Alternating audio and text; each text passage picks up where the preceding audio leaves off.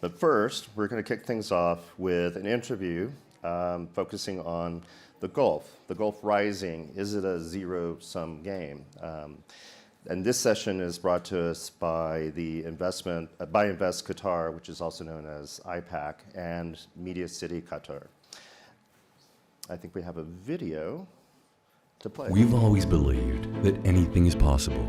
Craft nature into an artistic masterpiece. Create seamless connectivity. Lead the drive for cleaner energy. Enable the next generation of thinkers. Accelerate global trade. Build the future. And welcome a diverse community. Qatar. Progress made possible. I will soon actually be on my favorite airline, Qatar Airways, headed to Doha. But first, please join me in welcoming Sheikh Ali Al-Walid Sheikh Al-Walid Al-Thani, the CEO of Invest Qatar, also known as IPAC. Please come up. Thank you. So, Sheikh Ali, you and IPAC and other colleagues there are on a mission to attract foreign direct investment, diversify the state's economy. I also wanted to say that Sheikh Ali and IPAC are also key stakeholders in another event that we do, the Qatar Economic Forum, which is powered by Bloomberg, taking place in Doha this May 14th and 16th. I don't think I'm bragging too much to say that the Qataris and Bloomberg have created one of the preeminent global convenings around important global economic issues in QEF. So I am inviting all of you to join us, and we'll have a little bit more details on that later. But thank you for joining us this morning. Let's get started. You know, the current global trade discussions and debates are a very complicated situation right now, all throughout the world, in the Red Sea, as I think we've all been seeing. And that, I think, highlights kind of the dynamic situation that we're in today.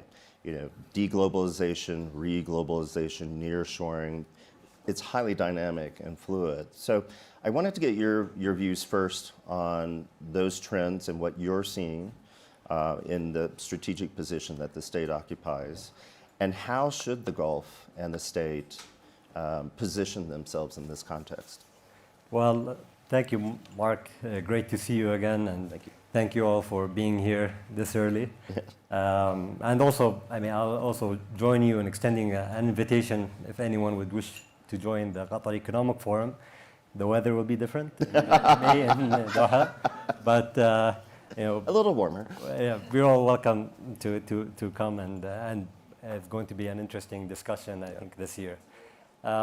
Maybe back to the question, and I think broadly speaking, if you look at the narrative of globalization, I mean, if you look at globalization itself, it's built on a narrative, right? There isn't one global system that underpins it, multiple institutions, but these institutions have been, I would say, based on a premise that globalization, seeking competitiveness, squeezing every bit of efficiency, brings overall, you know, net welfare gain, and then governments would kind of support those that fall through the cracks. And then this, I think, broadly speaking, this narrative has been kind of breaking down recently. Yeah. Not in the sense that, you know, if you look at global trade, it's still increasing in overall figures, but I would say that more kind of regional, intra-regional trade has been increasing at a faster pace. And maybe if you look at the GCC as a block, it's a very, very fast-growing region. I mean, if you look at the IMF projections of average GDP growth within the region is around 3.5%. The region is currently like 3.1 trillion in combined GDP, probably would reach around 6 trillion by, you know, in a few decades. And that, I mean, obviously a number of opportunities exist. The GCC economies are highly globalized economies in general. I mean, if you look at Qatar itself, our trade to GDP ratio increased from 90% to 100% this year. And obviously anything that happens, whether it's in the Americas, Europe, or China, directly impacts the Gulf. The Middle East sits between Asia, Africa, and Europe. It's traditionally and historically been a center for trade. And so anything that happens really impacts us and impacts, I think, everyone else as well. Right. But we're seeing, I think, different trends emerging. If you look at the GCC as a bloc, we're seeing greater integration within the GCC economies, a number of new initiatives like the GCC Rail Network, the Customs Union, new free trade agreements, which opens up market access for our businesses, recently with South Korea, and kind of a broader pivot towards Asia when it comes to market access and economic integration. We're seeing the India-Europe corridor as well emerging, and so the region will still play an integral role in this kind of new paradigm we live in, and so and we see value in that. I think businesses are looking for platforms where they can engage in trade both east and west, and I would say that is the opportunity. Obviously, most of our challenges are really exogenous, right? We have obviously young populations, fast-growing populations. The region is attracting a lot of talent. If you look at Qatar as well, it's one of the most attractive destination for intra-MENA migration, and that is something that we look to capitalize on in terms of attracting and retaining talent, and also developing our own domestic talent throughput.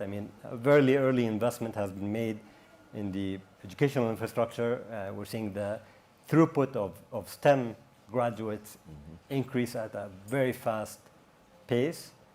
And so we're seeing a number of opportunities emerge where businesses choose to relocate and base in the GCC and in Qatar or in neighboring economies, and use that base to engage in multiple different regions as it's stable, secure, highly connected, and highly developed as well, and is emerging as a place to live and work for families and for individuals. Well, you mentioned obviously both the GCC and Qatar. So how do you navigate, you in your position, navigate that path between, you're part of the GCC, there's greater cooperation going on, that enables greater trade and business for the entire region.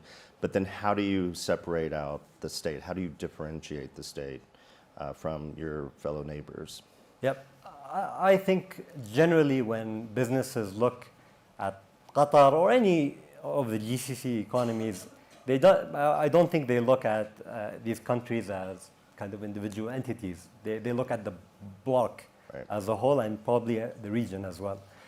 But I think each jurisdiction kind of has its own competitive advantages. And these kind of competitive advantages could be around a national workforce, or could be the ability to attract and retain talent in each of these jurisdictions. It could be as well around energy competitiveness and kind of a number of determinants within that space. And as well as being part of different national initiatives, because each country is kind of focusing on some differentiated areas, and so I think this is kind of the main value proposition that businesses look for when they're choosing an area or a jurisdiction to base themselves in. Right. Yeah. Let's go back to some of the trends that you're seeing. Which industries and sectors do you think have significant trade upturns and downturns in the year ahead, do you think? And from a global as well as a regional and Qatari point of view?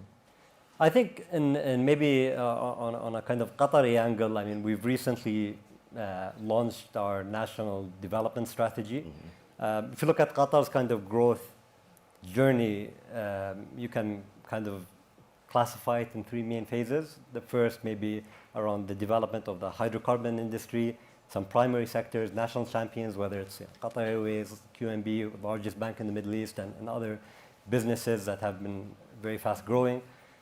The second, probably around infrastructure development, maybe culminating in the hosting of the World Cup.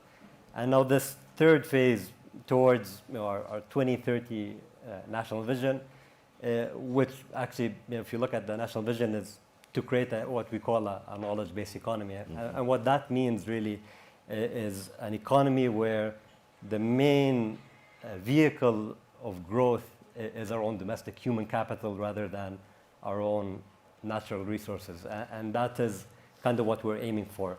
And within this strategy, we've identified a number of areas, including manufacturing. Manufacturing obviously is a major part of our economy, but we're seeing a kind of a differentiated value proposition there, both in terms of maybe Qatar is the most energy competitive country in the GCC, but the sustainability profile of our energy mix is very attractive, Right. where it's currently around 80% gas with carbon sequestration at the source and 20% solar. Solar is going to increase massively in terms of the share of our own power generation. That, I think, offers businesses a unique value proposition where they can benefit from competitiveness, but have very attractive kind of carbon offset as well requirements with the kind of aim of going towards more carbon neutrality. Speak a little bit more, just if you Yeah. would, about the solar energy plan. How soon, how does that scale up, do you see? Oh, that's scaling up very fast. I mean, we had the first 880 megawatt solar plant, largest in the region, open last year, maybe slightly before the World Cup. 2 new plants of equal size are currently being commissioned. And so solar will continue to play with gas Right. as kind of an underlay, but that will play a major role in our own domestic energy mix. Qatar is, I mean, we have traditionally an overcapacity. We export within the GCC, not just energy, but even electricity. Right. And so now that could be as well a basis to grow our manufacturing base as well. But not just energy competitiveness, but there's obviously the qualitative logistical advantages. Right. And logistics is another area that we're looking at. Hosting the second largest commercial air cargo fleet opens up a number of opportunities, whether it's on cold chain storage, freight forwarding, and e-commerce. Financial services is around 14% of our GDP, but it's going to as well accelerating growth. We're seeing areas like financial technology, Islamic banking, wealth management, main areas of growth. ICT is not, we don't think technology is a sector. It operates across different sectors, but they're very key enablers. And if you look at our national kind of food security strategy, where we've reached, I think, a significant level of self-sufficiency in food production, actually moving towards more exporting, and right. that as well has been based on the adoption of agri-tech in multiple different clusters within the food sector. We're seeing, I mean, a number of areas, whether it's cloud as well, energy competitiveness. We're seeing a massive growth in the data center business, and in other areas such as AI. I mean, I think the demand for computing with AI will be growing very fast. With that demand, the energy requirements are going to increase substantially. Right. And this is, I think, where we fit in, right? We offer it not just at capacity, but also competitive and cleaner than multiple other jurisdictions, not just even in the GCC or the MENA region, but even in Europe and other areas. Right. And so this is kind of our positioning going forward. And moving towards 2030, where kind of the expectation, as I said broadly, young populations, the region is attracting talent, we're increasing our own domestic talent throughput, We're enabling them in terms of government regulations, policies, and incentives. I think if you look at the national development strategy as a whole, and you account for a number of the different initiatives that lie within it, it amounts to over $100 billion. And so this is going to be a massive plan, and we're very excited looking into the future. Well, thank you, Sheikh Ali, for joining us. And like I mentioned, we will be hosting the Qatar Economic Forum May 14th through the 16th, and I'm happy to point out some of the confirmed speakers that we have here that you can see. Fred Smith from FedEx, Bruce Flatt, Brookfield, obviously, Ken Griffin, and we will be confirming more speakers as we continue. So if you have any questions about that, please go to the QatarEconomicForum.com or ask any of us about that. And thank you very much for joining us today. Thank you, I appreciate it. Yeah. So, Thank you.